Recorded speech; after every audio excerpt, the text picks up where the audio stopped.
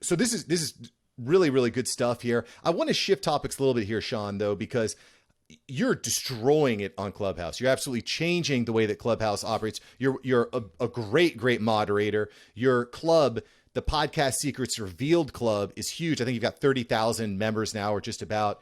I got to ask you, how did you hear about Clubhouse and why did you start? Yo, good question. I heard about Clubhouse through Nikki Saunders. So Nikki Saunders she's the head of media for the #1 motivational speaker in the world, Eric Thomas.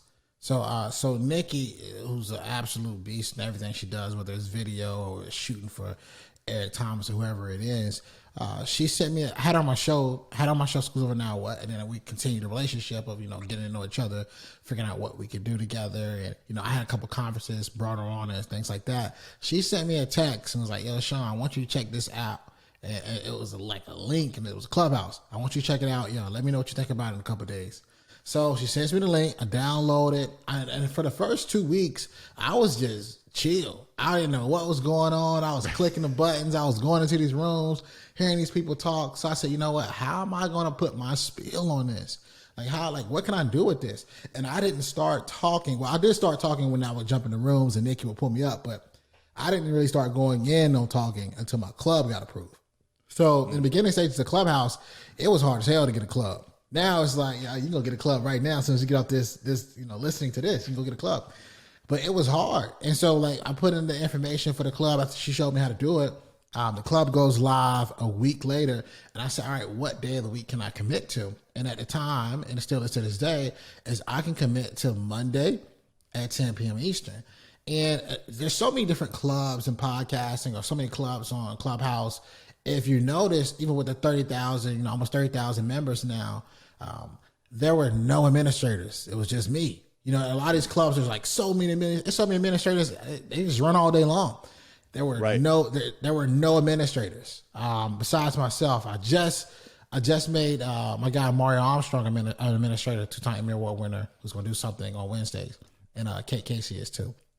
So there were none. So the commitment was, okay, what can I do? And it was Mondays at 10 p.m. Eastern. And the next thought process was, what topics can I talk about that I'm like an expert at that will attract people? And I started thinking about, what are some of my best webinars? What are some of my best master classes? What are some of the questions that people ask me? And I started to write those topics in the subject line. And I think my very first club, I actually gave a master class for a whole 30, 45 minutes. And I said, you know what? I'll just do a little Q&A. And it started to pop. People started following it, and people started really liking it. Still to this day, and Clubhouse obviously has changed a whole lot, fam. I remember in the very beginning, I thought about it too. I said, okay, who can I bring along with me? And a lot of people who've been on my show hadn't even heard of Clubhouse. They weren't even on it yet. So I said, all right, let me bring them back. Because I'm all about, bringing people back. So I started bringing Amy Porterfield. I brought Amy Porterfield on. I brought David Metzler on. And when I say I brought these people on, this was their first time up here, fam. They haven't been up there. They ain't never been up there maybe once or twice. I brought Beyonce's dad, Matthew Knowles, on. Gary Jones on. Gerard Adams on. It just kept going one by one. It just kept popping and popping. And I know their audience, but I also know who their friends are. So then their friends started showing up. So in the very beginning, though, you can name the top 5 biggest podcasters on the planet outside of Joe Rogan. All of them were in Podcast Secrets Revealed moderating within the first 3 to 4 weeks. We're talking Lewis Howes was there. $1 million worth of game was there.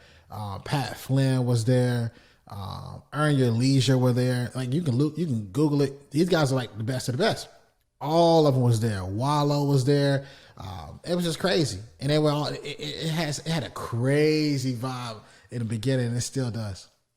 Yeah, no, I love the way you run your rooms. I typically, when I run rooms, it's almost strictly Q&A because that's really what I love to do. I love the Q&A, but I also really like the way that you format it, where you bring on a panel of experts and then you just say, this is the topic we're going to discuss. And then you let the experts kind of deliver the master class or the value, and then bringing up people for Q&A. I think that's a really good way of keeping kind of a theme. Here's another question. Are you recording and repurposing your Clubhouse rooms? And if not, is that something that's on your radar? I've not done that. There was maybe one. I think one thing I think about, like the podcast conference. When she caught that, we did a podcast conference, fam. We did the first ever podcast conference, podcast culture. That whole entire thing was recorded. Now that was recorded. Now, but as far as like the actual rooms, no. I think Amy Porterfield might have been recorded, but I haven't recorded it and I haven't repurposed it. Would I do that? Potentially, but also I think about it as a listener. Sometimes it could be a lot going on. It could be distracting you. If it was just a one singular person focus, most likely yes. But I have not done that, but I'm not against it. And I see people do it and they're successful at it. But the way my show goes with Schools Over Now, there's such a formula, back to the formula talk. There's such a formula that works for us. Like it's really a formula of, I do this thing called Extra Credit Fridays, where I revisit a past episode of the podcast and give it to you in less than 5 minutes. A solo episode, and then I always give you 2 guest interviews. And that formula works so well, we haven't really broke it up. That makes sense. I mean, the other challenge is that you only have a limited amount of time. And for me, I'm all about getting value for your time, right? This episode is going to be on YouTube, clips on YouTube. It's going to be on TikTok. We're going to be on, you're just redistributing it all over the place, right? Yeah.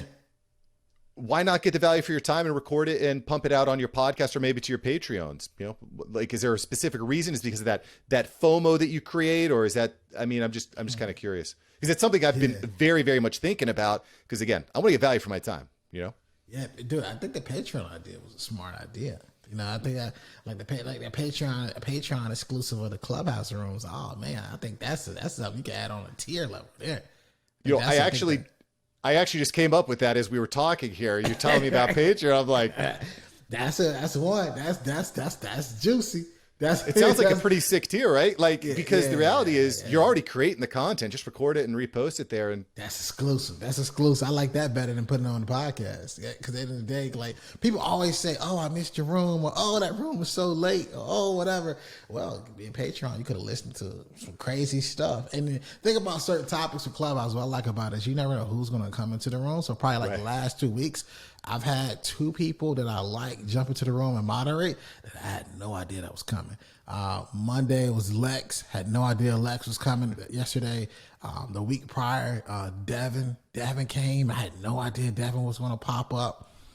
He has a crazy story that's been on ESPN. His love for his daughter beating cancer. I'd have never known he was coming. Like, so like little stuff like that. Like, yeah, I think Patreon's the way to go. And I don't think no one's done that. yeah, I don't know if anyone. I think I might execute on that, because I think it's a way that you can give value to people. And let's face it, time is money, right? If you're putting in the time and the effort, there has to be some sort of return. So always thinking about ways to get better returns, I think is important. I'd like to get your feedback on this as well, Shawn. So this is something I thought about. I host some great rooms in Clubhouse, and I host them under other clubs' names, and that's great, because I'm able to reach more people. It's promoting it to people in that club. The flip side is that I'm not growing my own club. I'm not building my own club. How would you recommend me address this? Should I just be only hosting under my club, both clubs? What would you do? Man, that's a good question, man. It takes some balls to ask that. I would say it's one of those things I thought about like before I started talking so much in other clubs. Is I thought about community and tribe that I could build. So I think the reason, I think once I started doing podcast Secrets Revealed and people started seeing how I was rolling with it, I think once I started doing like that, people that would have approached me and asked me to do certain things, they didn't, because they kind of said, okay, he ain't playing, he rolling by himself. Like, I really ran solo, and I was talking about it recently to somebody. I was like, all right, I ran it solo. It's almost 30,000 people following it. Let's just see what happens when we open it up for more days and let people get a swing at this thing. It can either one grow, it can either two. It can, people be like, oh, they don't really have the secrets, you know. Because for me, the exclusiveness was also protecting what was being said in the club. So like sometimes these clubs that are like huge clubs that have multiple administrators, sometimes you lose the credibility factor if a new listener goes to that club and they're listening to this person talk and they're like, what are they talking about? You know, like you lose the credibility piece. But back to your question on how would I address it, I think you got to take a swing and see what does happen when you start your own club. You know, what does happen when you start hosting your own room? what does start happening, and maybe the way you do that is you add a new day. You add, you find your tribe, your core group of people that that will stick with you, and then will also bring other people as it continues to grow. Like even with Podcast Secrets Revealed, what's been successful is 9 times out of 10, it's still the same core people. You came along, which I like a lot every now and then when you're available, but it's still the same core group of people, and we'll bring in some different stuff if it's based off the topic, so some topics, we'll go with, like recently we went with like Nikki S and Jose and all those people. But I think you got to at least try it and see what happens and don't limit yourself. I think that's how I would say it. And as far as like what you're doing at the other club, I would still say, hey guys, catch me on Wednesday at the whatever club you call it. And just see what happens. Because there's so many different features that can help your brand individually.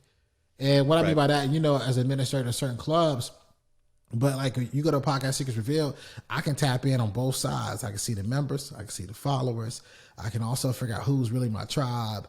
I can listen to their podcast. They can learn more about me. I can send them a DM.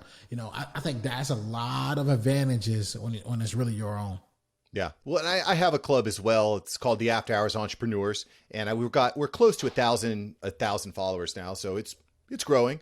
Thank you so much for watching. I'm glad you enjoyed this episode. I've got several other episodes right here for you. Smash one of these videos to make sure that you don't miss out on the tips, tools, and tactics of industry experts. Let's take that side hustle full time. Smash one of these links.